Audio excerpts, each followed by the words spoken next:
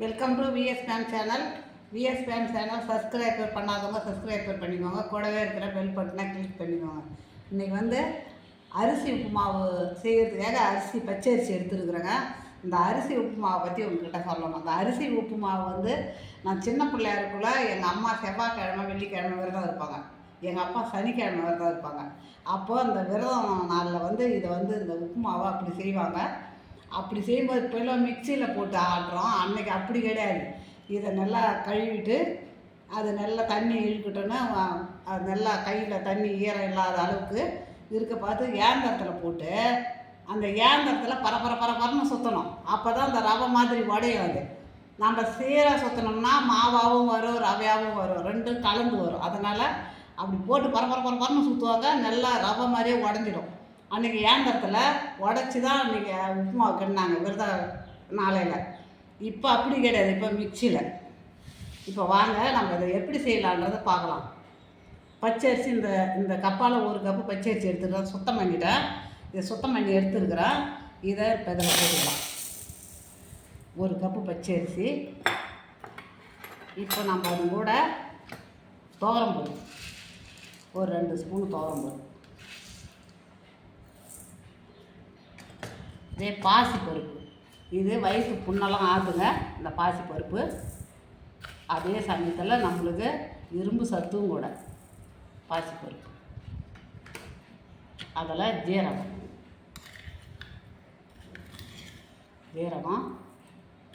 நமக்கு தேவையானதை போட்டுக்கலாம். மிளகு அவ்வளோ வேணாம், ஒரு 1/4 ஸ்பூன் இருந்தால் போதும், சும்மா வாசனைக்காக. இப்போது இப்போ எல்லாத்தையும் போட்டாச்சு. இதை வந்து நம்ம தண்ணி தெளிச்சிக்கணும். தண்ணி தெளித்து ஊற வச்சிடணும். ஒரு 10-15 நிமிஷம் ஊறினாலே அது அப்படியே நல்லா இந்த மாதிரி அந்த அந்த இதிலே ஊறிடும். இப்போ இது அப்படியே இருக்கட்டும். இது ஒரு 15 நிமிஷம் அப்படியே இருக்கட்டும். இப்போ இதுக்கு தேவையான பொருளை பார்த்துடலாம். இப்போ நம்ம பாசிப்பருப்பு துவரம்பருப்பு எடுத்துக்கணும். இது போட்டாச்சு. இப்போ அதுக்கு மேலே நம்ம பார்க்க வேண்டியது இருக்குது. இப்போ தாளிப்புக்கு எண்ணெய், கடுகு, உளுத்தம்பருப்பு, கடலைப்பருப்பு, வேர்க்கடலை. பசங்க வேர்க்கடலைலாம் நல்லா சாப்பிடும். இஞ்சி, பச்சை மிளகா, காஞ்ச மிளகா, அப்போ தாளிக்கும் போது கொஞ்சம் ஜீரகம், கருவேப்பிலை, தேங்காய், எண்ணெய். இதாங்க இப்போ இதுக்கு. இந்த அரிசி நல்லா அந்த ஊறி எடுத்துனா பலன்னு நம்ம கையில் ஒட்டாத அளவுக்கு வரும். அப்போ நம்ம உடச்சிக்கலாம், ரவை மாதிரி உடச்சி நான் அப்போ காமிக்கிறேன்.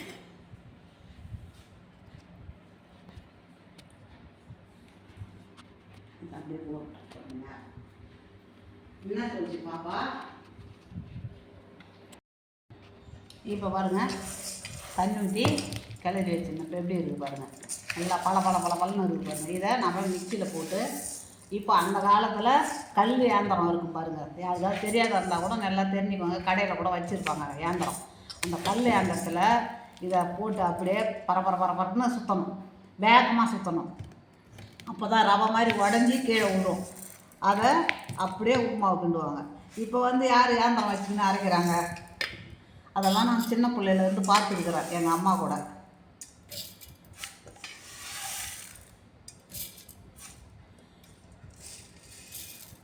இப்போ நான் இதை உடச்சின்னு வந்துடுறேன். இப்போ ஈரமே இல்லை பாருங்கள், ஈரமே இல்லை. நல்லா அரிசி வந்து நல்லா நம்ம எடுக்கும்போது எப்படி இருந்தது, இப்போ எப்படி இருக்குது பாருங்கள். நான் உடச்சின்னு வரேன்.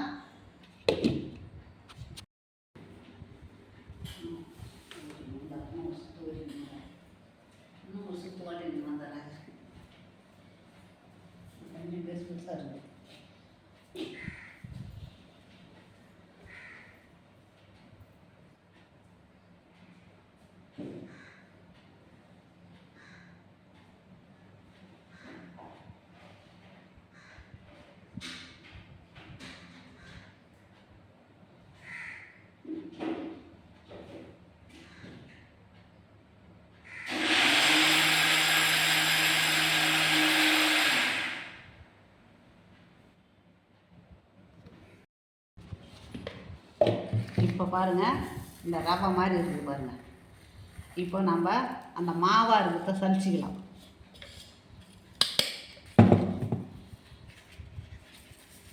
மாவாக இருக்கிறத சலிச்சிங்கன்னா அதையும் வீணாக்க முடியாது. ஏன்னா இப்போ அது வந்து நம்ம ஒரு இட்லி சாம்பார் வைக்கிறோம், அப்போ அதில் போட்டுக்கலாம். ஏன்னா அதில் மிளகு ஜீரகமாக இருக்குது.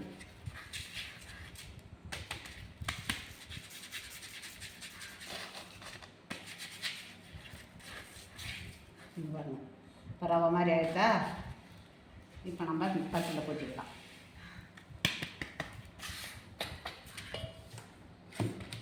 இப்போ இந்த கிண்ணத்தால் அளந்துக்கும்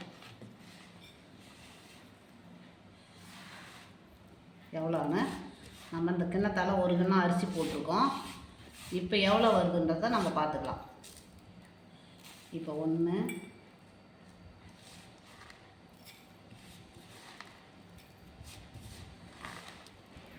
1.5 கிண்ணம் வந்துருக்குங்க. இப்போ இந்த 1.5 கிண்ணத்துக்கு எவ்வளோ தண்ணி ஊற்றலான்றதை பார்க்கலாம் வாங்க. அடுப்பில் நம்ம இப்போ குக்கர் வச்சுருக்கிறேன். வாங்க நம்ம இப்போ எப்படி செய்யலான்றதை பார்க்கலாம்.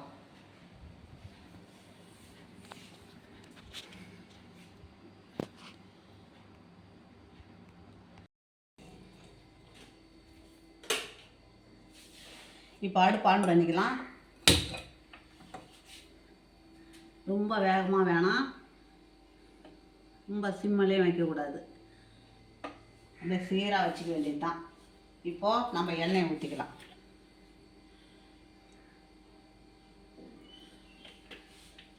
சமையல் எண்ணெய் தான் ஊற்றிக்கலாம்.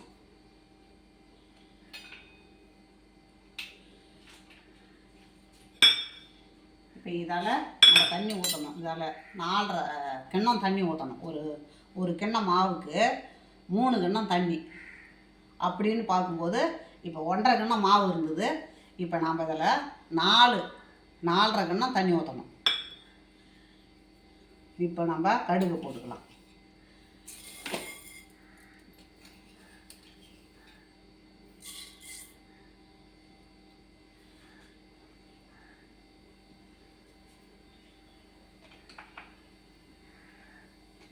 கடுகு நல்லா பொரியட்டும். ஜீரகம் அதில் போட்டிருக்கிறோம். வேணாம் ஜீரகம், கடுகு மட்டும் போதும்.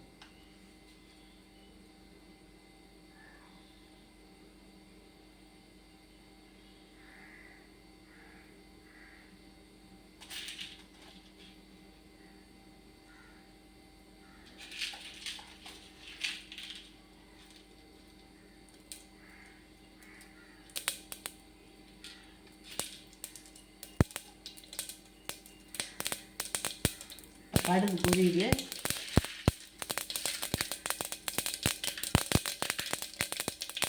இப்போ கடலைப்பருப்பை போட்டுக்கலாம்.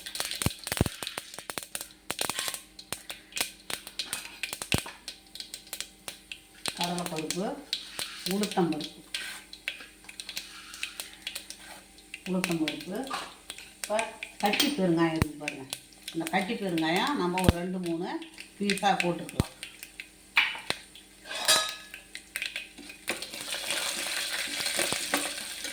நல்லா செவந்து வரட்டும் பருப்பு. இப்போ அதிலே நம்ம வேர்க்கடலை இருக்குது பாருங்க, இதையும் போட்டுக்கலாம்.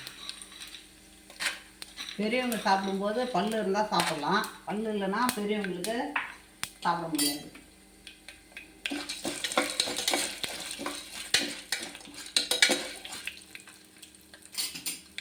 இப்போ இந்த பச்சை மிளகா காரத்துக்கு தகுந்த மாதிரி போட்டுக்கோங்க. இப்போது இந்த காஞ்ச மிளகா,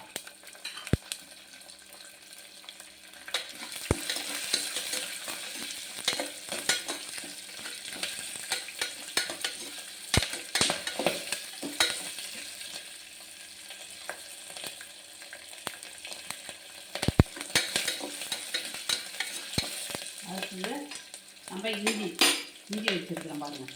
இஞ்சி நல்லா பொடியாக நறுக்கி வச்சுருக்கிறோம். இஞ்சி இந்த கறிவேப்பிலை எல்லாமே நம்ம போட்டுக்கலாம். இப்போது தண்ணி நம்ம ஊற்றிக்கலாம்.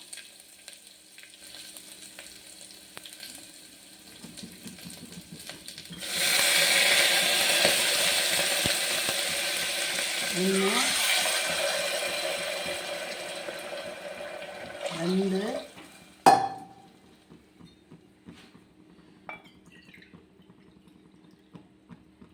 3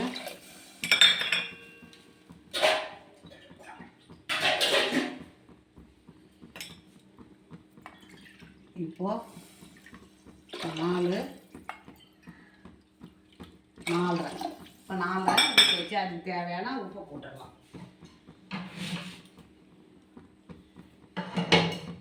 இப்போ கல் உப்பு, அதுக்கு தேவையான உப்பு. இப்போ நம்ம அதில் தேங்காய் பூவை போட்டுடலாம்.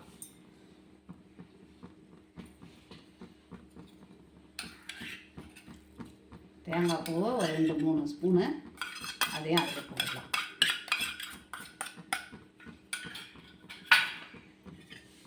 நம்ம இதை நல்லா கலக்கி விட்டுடலாம். தண்ணி நல்லா கொதிக்கிட்டோம். தண்ணி கொதித்த பிறகு சும்மா மூடிக்கலாம். நம்ம கேஸ் கட்டலாம் அழுத்தி மூட வேணாம், சும்மா மூடிக்கலாம்.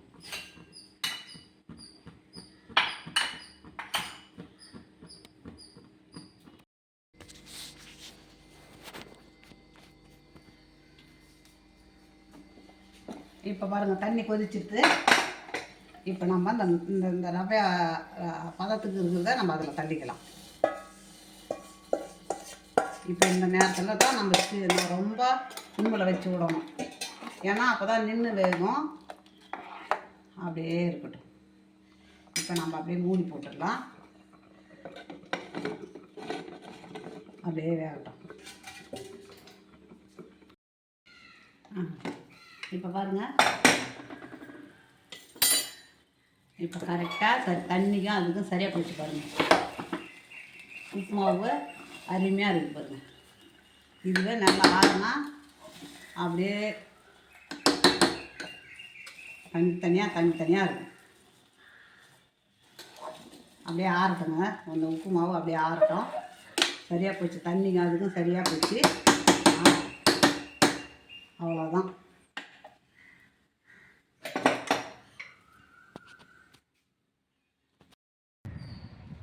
அரிசி உப்புமா ரெடி ஆகிடுதுங்க. நல்லா சத்தும் ஆரோக்கியமும் நிறைஞ்ச அரிசி உப்புமாவு ஒன்று ஒன்றா பொலன்னு ஆகிடுது பாருங்கள். நல்லா சூப்பராக இருக்குது பாருங்கள் அரிசி உப்புமாவு. இதை மாதிரி நீங்களும் செய்து பாருங்கள். செய்து பிள்ளைங்களுக்கு டிஃபன் கூட கொடுத்து அனுப்பலாம். அதே மாதிரி பெரியவங்களும் சாப்பிட்லாம், பிள்ளைங்களும் சாப்பிட்லாம். அருமையாக இருக்கும், சூப்பராக இருக்கும் சாப்பிட்றதுக்கு. எல்லா உப்புமாவை விட இந்த உப்புமாவு அவ்வளோ ஒரு சூப்பராக இருக்கும். நீங்கள் இதை மாதிரி செய்து கொடுங்க பசங்களுக்கு, பெரியவங்களுக்கும் செய்து கொடுங்க. விரத நாள் வந்தாலும் விரத நாளில் செய்து கொடுங்க. முக்கியமாக இது விரத நாளில் செய்கிற உப்பு மாவு தான். இது விரத நாளில் தான் அந்த அரிசி உப்பு மாவு செய்கிறது பழக்கம். பெரியவங்கள்லாம் அப்படி தான் செய்துருக்குறாங்க. விரத நாளில் வந்தாலும் விரத நாள்லேயும் செய்து சாப்பிட்டு பாருங்கள். உங்களுக்கு பிடிச்சிருந்ததுன்னா எனக்கு லைக் பண்ணுங்கள், கமெண்ட் பண்ணுங்கள், சப்ஸ்கிரைப் பண்ணுங்கள்.